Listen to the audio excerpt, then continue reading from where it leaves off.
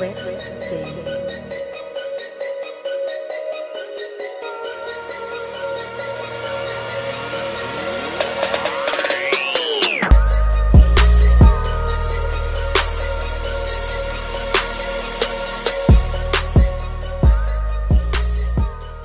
We have a new case we are working on, Dean.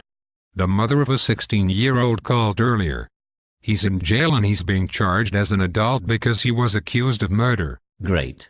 Illinois state law says that a juvenile 15 or older can get life without the possibility of parole. It's unfortunate because he has no criminal history. But the details of this crime are particularly heinous. He is accused of shooting a liquor store clerk in the head. I see. Tom Kirby from the Campaign to End the Death Penalty calls life without parole the other death penalty. She says it wastes a person's life to keeping them behind bars, and it doesn't improve society. You remember the Mark Clements case? He went to jail when he was 16 for arson and murder. He was given life without parole but was exonerated 2 years ago after spending 28 years in prison. Right, I remember that case. Clements said that juveniles should be given proper defense.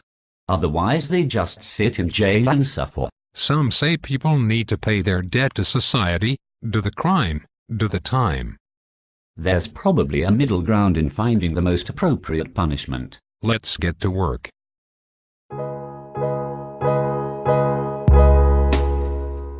More than 25% of people serve life without parole after being sentenced as children were convicted of felony murder or accomplice liability. Nearly 80% of juvenile lifers reported witnessing violence in their homes. More than half witness weekly violence in their neighborhoods. African Americans are sentenced to life without parole as children at a rate 10 times that of white people. 80% of girls and nearly half of all children sentenced to life in prison without the possibility of parole have been physically abused. 70% of girls and 20% of all youth said they have been sexually abused. So, Dr. Weinstein, what is your view on juvenile justice and them having life without parole? I think life without parole for juveniles is cruel and unusual punishment. Since a juvenile is so young, being in prison for that long amount of time is excessive, and a juvenile doesn't have a clear understanding of what they have done. Alrighty, thank you so very much. You're welcome. I chose Dr. George P. Wilson to be my ethical philosopher because he feels as though that juveniles should not get life without parole. However, their actions should never go unpunished.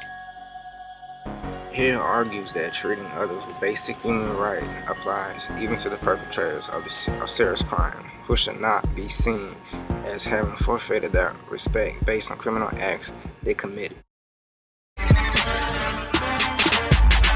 Yeah. She said she working for Walgreens but not in the store at the head office. Her hair was so good it makes sense why you work at the head office. In 2007 I sat in the lobby of Motown and waited. Now I walk into the building and go off like, look at who we made it. When I walk through these halls, man, this beat should be playing.